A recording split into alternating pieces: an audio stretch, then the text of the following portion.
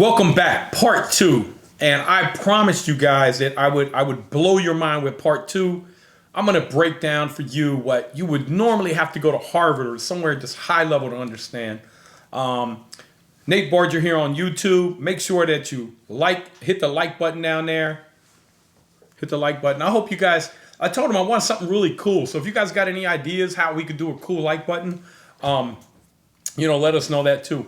And also subscribe to our channel and hit the bell icon over there, the bell, and then you will get notifications for every new video. You kind of like, look, he's got that on the edge. If I do it enough, the camera will fall. That's an expensive camera. Let me pull that.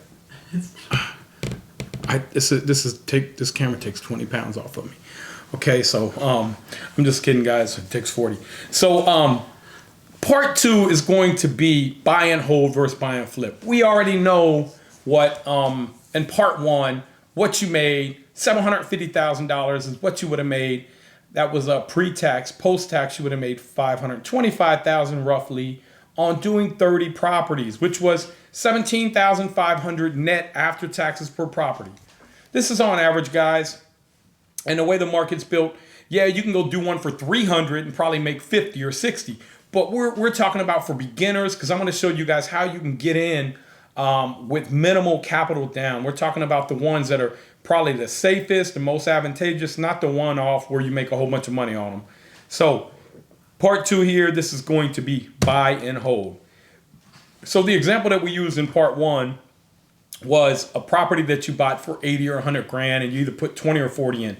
You were all in for $120,000. So this property here, all in for 120, it reappraised at 160. Instead of selling it and making a quick 25 grand that you had to pay taxes on, you went to the bank, you rented it out, you got $1,250 a month, and do them a little nicer too.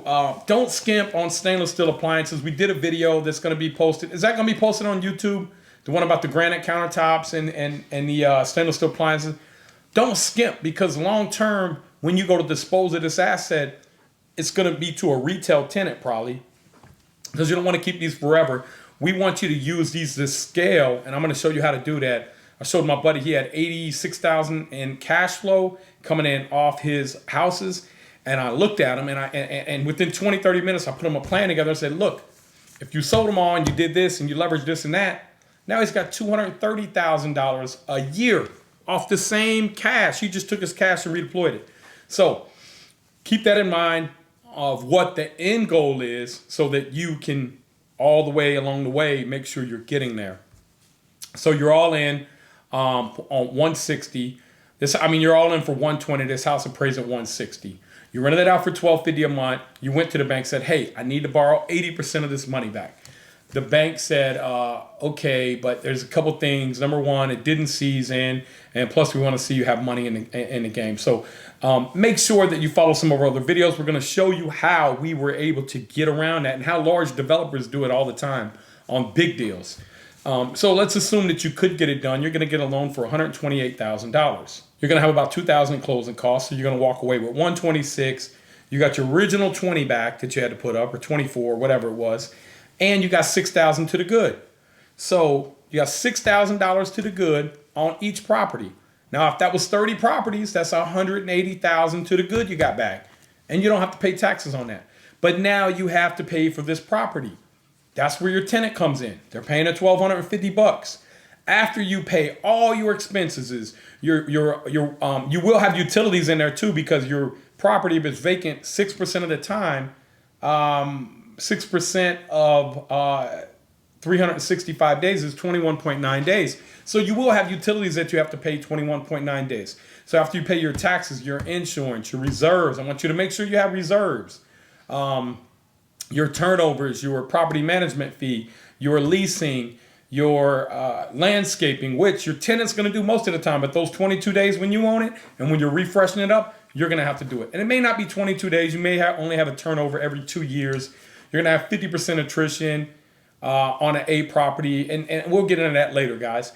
But all your expenses are paid. You should be making about $200 to $250 a month. So we'll say you're making $250 a month, 5 years, 60 months. 60 times 250 is, I think it's 15,000. Can somebody confirm that for me? I'll do it here, guys. I hope you had your calculators out. 60 times 250, 15 grand. Yes. So you got $15,000 of property times 30. That's 180,000. So here, let's write down what we had so far. We had 6,000 to the good times 30. We had 180,000, and that's off our cash out refi.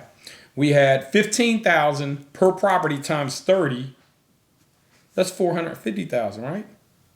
Is that right? Okay, so we got 180,000 plus 450,000. So we got $630,000. So yeah, we're already way ahead of if we would have sold this thing off.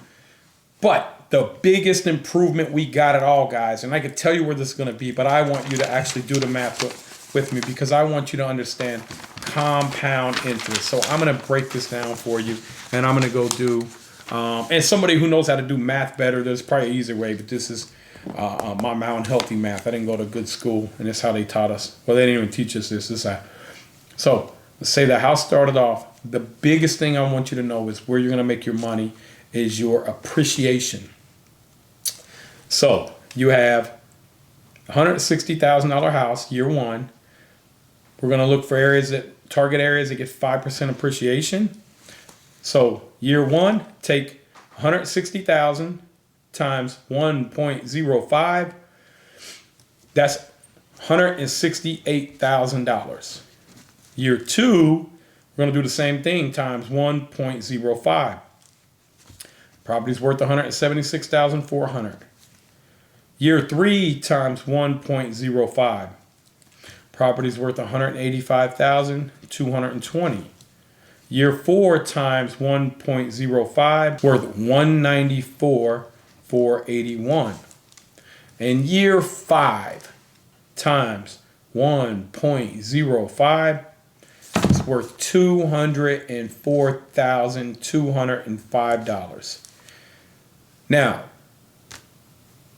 I know what a lot of you guys are saying. That hasn't happened historically. Well, it has in some areas. And I think we're in a little bit different time right now. You have 81 million millennials. There's a housing shortage in most urban areas. And you have all-time low interest rates. The cost to build is crazy. So to build a 3-bedroom, just basic 3-bedroom now is close to $300, $400. Actually, I got some houses over here in front of mine, and they're $2,800, and they want $750,000 for them here in Cincinnati. I live in a suburb of Cincinnati, but they're a little bit higher end finishes, but still, costs are crazy right now, and they're going to continue to go up as we go through this time where I think we're going to have inflation. So you got this house that's worth $204,205. You borrowed $128, but you also for 60 months you had principal reduction. So your principal reduction's gonna take you down to where year five, assuming you had a 30-year AM and you had about a 4% interest rate, you're gonna owe about $115,000. So 115,000 minus 204, what's that, 89 grand? Times that by 30 properties. And that's 2.67, hold on a second, $2.67 million. So you had $2.67 million because you bought in the right area. You knew what basic jobs were. You bought around the basic jobs. You knew what construction costs were. Construction costs can come in. Somebody can build next to you and take your customers or take your price down if they can build cheaper than you. So you want to know all this stuff before you go out and start investing. That's high level. Let's do the math. 2.67 million plus 630,000 plus 180,000.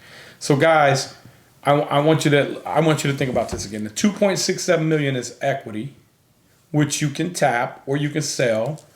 The 450,000 is cash flow and 180,000 is cash out. Now, guys, this is assuming that you owned all the properties year one, which you won't.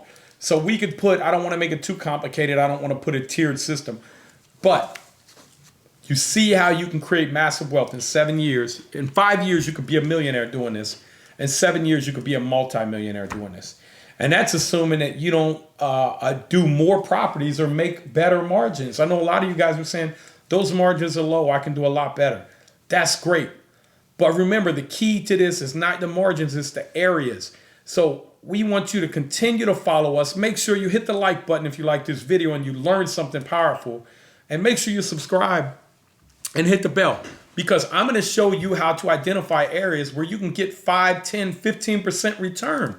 That's how some of the properties in California went from $150,000 properties to $1 million in 10 years because of compounding returns.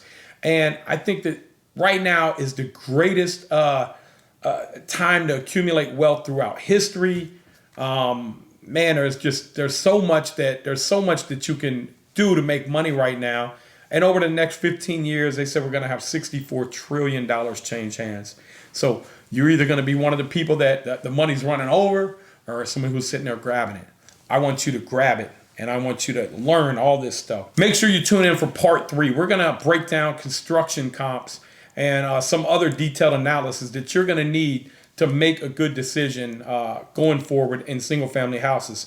And if you can get this while you're doing single family houses, then this will help elevate you into multifamily or hotels or warehouse or whatever space you go into. It's all learning how to take the data and process it, put it in action steps, and execute. That's all we're doing. So thank you for tuning in, and we will see you guys in part 3 Wednesday at 8 p.m.